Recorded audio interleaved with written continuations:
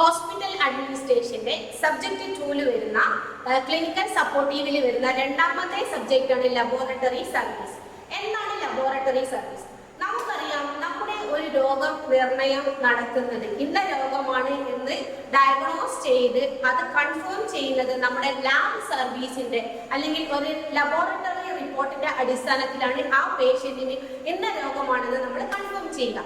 പക്ഷെ ഏകദേശം 80% രോഗങ്ങളും നമുക്ക് കൺഫേം ചെയ്യാൻ പറ്റും.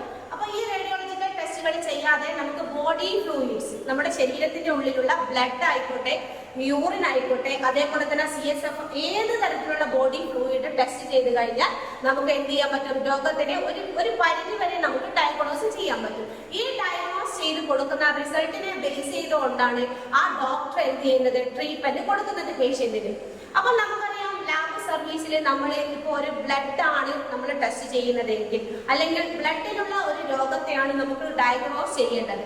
അപ്പോൾ ആ ബ്ലഡ് സെൽസിന്റെ കൗണ്ട്, അതേപോലെ തന്നെ ബ്ലഡ് സെല്ലുകളുടെ count, total erythrocyte sedimentation rate, ഇങ്ങനെ ഒരുപാട് ഘടകങ്ങൾ നമുക്ക് വരുന്നുണ്ട്. ഈ ഘടകങ്ങളൊക്കെ നമ്മൾ ചെയ്യുന്ന ആ ഒരു ബ്രാഞ്ച്, അതായത് ബ്ലഡ്, രക്തത്തെ കുറിച്ചും ബ്ലഡ് സെല്ലിനെ കുറിച്ചും പഠിക്കുന്ന സയൻസിന്റെ ഒരു ശാസ്ത്രശാഖയ്ക്ക് പറയുന്ന പേരാണ് ഹെമറ്റോളജി.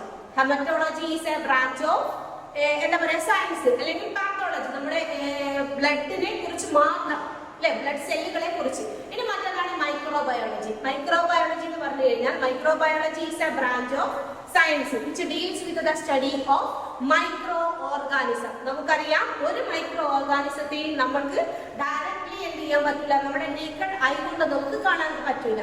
പക്ഷേ with the help of A microscope, ഒരു മൈക്രോസ്കോപ്പിന്റെ സഹായത്തോടു കൂടെ ഏത് തരത്തിലുള്ള മൈക്രോ ഓർഗാനിസം ആണ് എന്ന് നമുക്ക് നോക്കി മനസ്സിലാക്കാൻ പറ്റും. അപ്പോൾ മൈക്രോബയോളജി എന്ന് പറഞ്ഞു കഴിഞ്ഞാൽ microbiology is A branch of pathology which deals with the study of micro organism.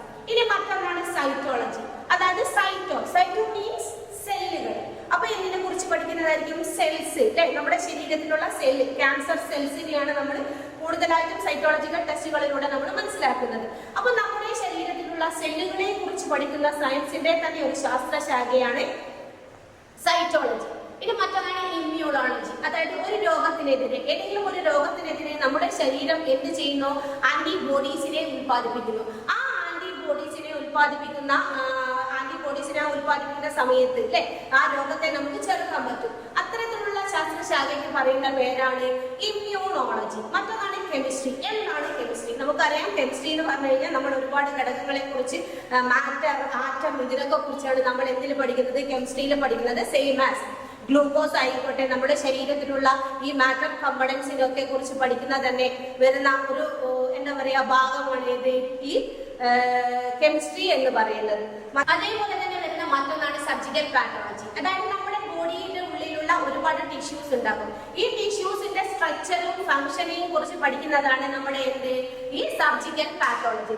ഇനി എങ്ങനെയാണ് ഒരു ലാബ് സർവീസ് പ്രവർത്തിക്കുന്നത്, അല്ലെങ്കിൽ എന്തൊക്കെയാണ് ഒരു ലാബ് സർവീസിന്റെ പ്രവർത്തനം? നമുക്കറിയാം, ഒരു പേഷ്യന്റ് ഫസ്റ്റിലേക്ക് നമ്മൾ ലാബിലേക്ക് എൻ്റർ ചെയ്ത് കഴിഞ്ഞാൽ ആ പ്രിസ്ക്രിപ്ഷനിൽ നോക്കിയിട്ട് നമ്മൾ ഏത് പ്രൊസീജിയർ അല്ലെങ്കിൽ ഏത് ടെസ്റ്റുകളാണ് ചെയ്യേണ്ടതെന്ന് നമ്മൾ മനസ്സിലാക്കും. അപ്പൊ ഫസ്റ്റിൽ നമ്മൾ നോക്കേണ്ടത്, നമുക്കറിയാം, ഒരു പ്രിസ്ക്രിപ്ഷൻ കിട്ടിക്കഴിഞ്ഞാൽ നമ്മൾ ആ പേഷ്യന്റിന്റെ നെയിം, ഏജ്, റെഫേർഡ് ഡോക്ടർ, എന്തൊക്കെ പ്രൊസീജിയറുകളാണ് നമ്മൾ ചെയ്യേണ്ടത്, അല്ലെ, അത് ഫാസ്റ്റിംഗിലാണോ, ഏത് സമയത്താണ് നമ്മൾ ചെയ്യേണ്ടത് എന്ന് നമ്മൾ മനസ്സിലാക്കും. അത് നമ്മൾ ഫസ്റ്റ് എൻ്റർ ഇൻടു എവിടെ, നമ്മുടെ ഡാറ്റാ സിസ്റ്റത്തിലേക്ക് മാറ്റും, ഏതൊക്കെ പ്രൊസീജിയർ ആണ് ചെയ്യേണ്ടത്. എന്നിട്ട് നമ്മൾ പേഷ്യന്റിന്റെ അടുത്ത് ഒരു കാർഡ് കൊടുക്കും. എന്തിനാണ്? പേഷ്യന്റിനെ ഐഡന്റിഫൈ ചെയ്യാനുള്ള ഒരു നമ്പറാണ്. അത് ഓരോ ഹോസ്പിറ്റലിലും അല്ലെങ്കിൽ ഓരോ ലാബ് സർവീസിനെയും നോക്കിക്കഴിഞ്ഞാൽ വേരിയേഷൻ ഉണ്ടാകും. പല രീതിയിലായിരിക്കും പല ഹോസ്പിറ്റൽ സിസ്റ്റവും പ്രവർത്തിക്കുന്നത്. അപ്പൊ ഈ നമ്മൾ ചെയ്യുന്ന ഒരു സ്ഥലത്ത് നിന്ന് ചെയ്യുന്നത് പോലെ ആയിരിക്കണം എന്നില്ല മറ്റൊരു സ്ഥലത്ത് ചെന്ന് കഴിഞ്ഞാൽ അവിടുന്ന് രജിസ്റ്റർ ചെയ്യുന്നത്. അപ്പൊ നമ്മൾ ആദ്യം പേഷ്യന്റിന്റെ എല്ലാ ഡീറ്റെയിൽസും വെച്ച് നമ്മളൊരു സ്ലിപ്പ് ഉണ്ടാക്കും. അതിനുശേഷം നമ്മൾ എന്ത് ചെയ്യുന്നു? ബ്ലഡ് കളക്ഷൻ പ്രൊസീജിയർ, അല്ലെ, ഇപ്പൊ നമ്മുടെ ബോഡി ഫ്ലൂയിഡ് ആയിട്ടുള്ള ബ്ലഡ് ആണ് നമുക്ക് ടെസ്റ്റ് ചെയ്യേണ്ടതെങ്കിൽ ആ ബ്ലഡ് കളക്ഷൻ പ്രൊസീജിയറിലേക്ക് നമ്മൾ പേഷ്യന്റിനെ മാറ്റും. അപ്പൊ അവിടുന്ന് പേഷ്യന്റിനെ നമ്മൾ ബ്ലഡ് എടുത്തു കഴിഞ്ഞു. ഇനിയിപ്പോ നമ്മൾ ഏത് തരത്തിലുള്ള സെറോളജിക്കൽ ടെസ്റ്റ് ആണോ ചെയ്യേണ്ടത്, ഏത് തരത്തിലുള്ള പ്രൊസീജിയർ ആണ് ചെയ്യേണ്ടത് എന്ന് നോക്കിയിട്ട് നമ്മൾ ബ്ലഡിനെ എന്തിലേക്ക് മാറ്റും? മറ്റു കണ്ടെയ്നറിലേക്ക് മാറ്റും. ചിലത് ആന്റികോയാഗുലേറ്റഡ് ബ്ലഡ് ആയിരിക്കും, മറ്റൊന്ന് ചില പ്രൊസീജിയറുകൾ ചെയ്യാൻ വേണ്ടിയിട്ട് നമുക്ക് വിത്തൗട്ട് ആന്റികോയാഗുലന്റ് ആണ് നമുക്ക് വേണ്ടി വരുന്നത്. അപ്പൊ നമ്മൾ എല്ലാറ്റിന്റെയും പേരിൽ നമ്മൾ എന്ത് ചെയ്യുന്നു? പേഷ്യന്റിന്റെ ID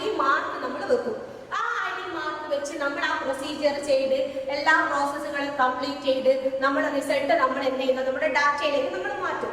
അപ്പൊ ആ മാറ്റി കഴിഞ്ഞാൽ ഏത് സമയത്ത് പേഷ്യന്റ് വന്നു കഴിഞ്ഞാലും എപ്പോഴും വന്നു കഴിഞ്ഞാലും നമുക്ക് ആ പേഷ്യന്റിനെ ഐഡന്റിഫൈ ചെയ്യാൻ പറ്റും. അപ്പൊ നമ്മൾ ഈ കൊടുക്കുന്ന റിസൾട്ടിനെ ബേസ് ചെയ്തുകൊണ്ട് അവിടുന്ന് റിസൾട്ട് വാങ്ങി അവരെന്ത് ചെയ്യുന്നു, ഡയറക്ട്ലി നമ്മുടെ ഫിസിഷ്യനെ കാണാൻ പോകും. അപ്പൊ ആ ഒരു പ്രൊസീജിയർ ചെയ്യുന്നത് വരെ നമുക്ക് പേഷ്യന്റ് നമുക്ക് ഒരുപാട് ഇറേഴ്സ് അവിടെ വരാൻ സാധ്യതയുണ്ട്. ഈ ഇറേഴ്സ് ഒരു പരിധി വരെ കുറക്കാൻ വേണ്ടിയിട്ട് അല്ലെ, ഒരു പരിധി വരെ നമുക്ക് കുറച്ചെടുക്കാൻ വേണ്ടിയിട്ടാണ് നമ്മൾ പേഷ്യന്റിന് എന്ത് കൊടുക്കുന്നത്, ഒരു ID മാർക്ക് കൊടുക്കുന്നത്. ആ ID മാർക്ക് നമ്മൾ ബ്ലഡ്, ഇപ്പൊ ബ്ലഡ് പ്രൊസീജിയർ ആണ് ചെയ്തതെങ്കിൽ എനിക്ക് തോന്നുന്നു കുറച്ച് സമയം വരെ, ഏകദേശം ഒരു 2 ആഴ്ച വരെയൊക്കെ നമ്മൾ ആ സ്പെസിമെൻ ഏതെങ്കിലും തരത്തിലുള്ള രോഗത്തെ ഡയഗ്നോസ് ചെയ്തതാണെങ്കിൽ മറ്റെന്തെങ്കിലും തരത്തിലുള്ള പാത്തോളജിക്കൽ ടെസ്റ്റ് ചെയ്യാൻ വേണ്ടിയിട്ടോ അല്ലെങ്കിൽ മറ്റെന്തെങ്കിലും തരത്തിലുള്ള സൈറ്റോളജിക്കൽ ടെസ്റ്റ് ചെയ്യാൻ വേണ്ടിയിട്ടോ നമ്മൾ ആ സാമ്പിൾ വലിയ വലിയ ഹോസ്പിറ്റൽസിലൊക്കെ എന്ത് ചെയ്യും, അവിടെ കീപ്പ് ചെയ്യും. കാരണം എന്തിനു വേണ്ടിയിട്ടാണ്, വീണ്ടും ആ പ്രൊസീജിയർ ചെയ്യുമ്പോൾ നമുക്ക് ബ്ലഡ് കളക്ഷൻ ആ പ്രൊസീജിയർ വേണ്ട. അപ്പൊ എന്ത് ചെയ്യും, നമ്മൾ ഇങ്ങനെയൊക്കെ ചെയ്ത് ശ്രദ്ധിച്ചു കഴിഞ്ഞാൽ നമുക്ക് ആ ലാബ് സർവീസിന്റെ പ്രവർത്തനങ്ങൾ അല്ലെ ഒരുപാട് എന്ത് ചെയ്യാൻ പറ്റും, മെച്ചപ്പെടുത്തി കൊണ്ടുപോകാൻ പറ്റും. ഇനി ഇതല്ലാതെ തന്നെ ഒരു ലാബ് സർവീസിൽ ഒരു ലാബ് ടെക്നീഷ്യൻ ഒരുപാട് പ്രോട്ടോകോൾസ് പാലിക്കേണ്ടതായിട്ട് വരുന്നത്. ലാബ് ടെസ്റ്റുകൾ ചെയ്യുമ്പോൾ നമ്മൾ ഒരിക്കലും ആ റിസൾട്ട് കൊടുക്കുന്ന സമയത്ത് നമ്മൾ പേഷ്യന്റിനോട് എന്ത് ചെയ്യാൻ പാടില്ല, ഒരിക്കലും ആ റിസൾട്ടിന്റെ എന്താ പറയാ, അത് ഒരിക്കലും ആ പേഷ്യന്റിനോട് നേരിട്ട് തുറന്ന് പറയാൻ പാടില്ല. അതേപോലെ തന്നെ മറ്റൊരു കാര്യം നമ്മൾ ശ്രദ്ധിക്കണം, പേഷ്യന്റ് വന്നു കഴിഞ്ഞാൽ നമ്മൾ റിസൾട്ട് കൊടുക്കുന്നത് ആക്യുറേറ്റ് ആയിരിക്കണം അല്ലെ. നമ്മൾ കറക്റ്റ് എന്താണെന്ന് അനലൈസ് ചെയ്ത് കൃത്യമായിട്ടുള്ള റിസൾട്ടുകളായിരിക്കണം നമ്മൾ പേഷ്യന്റിന് കൊടുക്കുന്നത്. ഒരിക്കലും ഗസ് വർക്ക് ചെയ്യാനോ അല്ലെങ്കിൽ എന്താ പറയാ മറ്റൊന്നായിട്ട് കമ്പയർ ചെയ്ത് കൊടുക്കാനോ നമ്മൾ നിൽക്കരുത്. മറ്റൊരു കാര്യം നമ്മൾ ശ്രദ്ധിക്കേണ്ടത്, ഒരു പേഷ്യന്റ് വന്നു കഴിഞ്ഞാൽ ആസ് ഓൺ ആസ് എത്രയും പെട്ടെന്ന് നമുക്ക് റിസൾട്ട് കൊടുക്കാൻ പറ്റുമോ അത്രയും പെട്ടെന്ന് ചെയ്തിട്ട് റിസൾട്ട് കൊടുക്കണം. ഒരിക്കലും എന്ത് ചെയ്യാൻ പാടില്ല, പോസ്റ്റ്പോൺ, അത് നീട്ടി വെക്കാം അല്ലെങ്കിൽ മാറ്റി വെക്കാം, ഒരു അല്പസമയം കഴിഞ്ഞിട്ട് ചെയ്യാം അല്ലെങ്കിൽ നാളെ ചെയ്യാം എന്ന് കരുതിയിട്ട് നമ്മൾ ആ വർക്ക് എന്ത് ചെയ്യരുത്, നീട്ടിക്കൊണ്ടാവാൻ പാടില്ല. എത്രയും പെട്ടെന്ന് നമുക്ക് ചെയ്ത് കൊടുക്കാൻ പറ്റുമോ എത്രയും പെട്ടെന്ന് തന്നെ നമ്മൾ റിസൾട്ട് കൊടുക്കുക. കാരണം എമർജൻസി കണ്ടീഷൻസിലൊക്കെ വരുമ്പോൾ ആ പേഷ്യന്റിന്റെ ട്രീറ്റ്മെന്റിന് ഡിലേ വരാൻ പാടില്ല. ഇത്തരം കാര്യങ്ങളൊക്കെയാണ് നമ്മൾ ലാബ് സർവീസിൽ ശ്രദ്ധിക്കേണ്ടത്. ഇനി നമ്മൾ സ്പെസിമെൻ എടുത്ത് കൈകാര്യം ചെയ്യുന്ന സമയത്ത് നമ്മൾ ഓൾവേസ് വെയർ ഗ്ലൗസ് അല്ലെ. നമ്മൾ എന്ത് ചെയ്യണം, നമ്മുടെ പ്രൊട്ടക്ഷൻ നോക്കണം. കാരണം പലതരത്തിലുള്ള ഇൻഫെക്റ്റഡ് ഡിസീസുകളായിരിക്കും ഉണ്ടാകുന്നത്. ആ ഇൻഫെക്റ്റഡ് ഡിസീസസ് ഒരിക്കലും നമ്മൾ കാരണം സ്പ്രെഡ് ചെയ്യാൻ പാടില്ല. അപ്പൊ നമ്മൾ ആദ്യം നമ്മുടെ സേഫ്റ്റി നോക്കുക. അതിനുശേഷം നമ്മൾ ചെയ്തു കഴിഞ്ഞാൽ ആ മെറ്റീരിയൽസ് അല്ലെങ്കിൽ ആ സ്പെസിമെൻ ഡിസ്പോസ് ചെയ്യുന്നത് വരെ നമ്മൾ എന്ത് ചെയ്യണം, നമ്മൾ കെയർ ചെയ്യണം. ഒരിക്കലും ഒരു രോഗം അല്ലെങ്കിൽ ഏതെങ്കിലും തരത്തിലുള്ള ഇൻഫെക്റ്റഡ് ഡിസീസസ് സ്പ്രെഡ് ചെയ്യാൻ നമ്മൾ എന്താവരുത്, ഒരു ഭാഗമായി മാറാൻ പാടില്ല. അതേപോലെ തന്നെ ഈ ഒരു ലാബ് സർവീസിന്റെ ഉൾഭാഗം നോക്കുകയാണെങ്കിൽ എപ്പോഴും ഷെൽഫ്സ് ഉണ്ടാവും. നമ്മുടെ മെഡിസിൻസ് ഒക്കെ നമുക്ക് എന്ത് ചെയ്യണം, നമ്മുടെ റിയാജന്റുകളൊക്കെ നമ്മൾ കറക്റ്റ് ക്രമീകരിച്ച് വെക്കണം. അതേപോലെ തന്നെ ഇൻസ്ട്രുമെന്റ്സ് ആയിക്കോട്ടെ എക്യുപ്മെന്റ്സ് ആയിക്കോട്ടെ എല്ലാം കൈകാര്യം ചെയ്യുമ്പോഴും നമ്മൾ ചെയ്യുന്ന സമയത്ത് വളരെ കെയർ ആയിട്ട് നമ്മൾ കൊണ്ടു നടക്കണം. അതേപോലെ തന്നെ സിങ്ക് ആയിക്കോട്ടെ, work bench and sink very neat and clean ആയിരിക്കണം. ഒരിക്കലും റിയാജൻസോ അല്ലെങ്കിൽ സ്പെസിമെൻസോ നമ്മുടെ ആ ഡെസ്കിന്റെ പേരെയോ അല്ലെങ്കിൽ നമ്മൾ ചെയ്യുന്ന വർക്ക് ഏരിയയിലോ വർക്ക് ബെഞ്ചിന്റെ മുകളിലോ അല്ലെങ്കിൽ സിങ്കിലോ നമ്മൾ ഉപേക്ഷിച്ചിട്ട് പോവാൻ പാടില്ല. ഇങ്ങനെയൊക്കെ ഉള്ള പ്രവർത്തനങ്ങൾ അല്ലെങ്കിൽ ഇങ്ങനെ ഇത്തരത്തിലുള്ള ഒരുപാട് സേവനങ്ങളാണ് നമ്മൾ ഒരു ലാബ് സർവീസിൽ നിന്ന് ചെയ്യേണ്ടത്.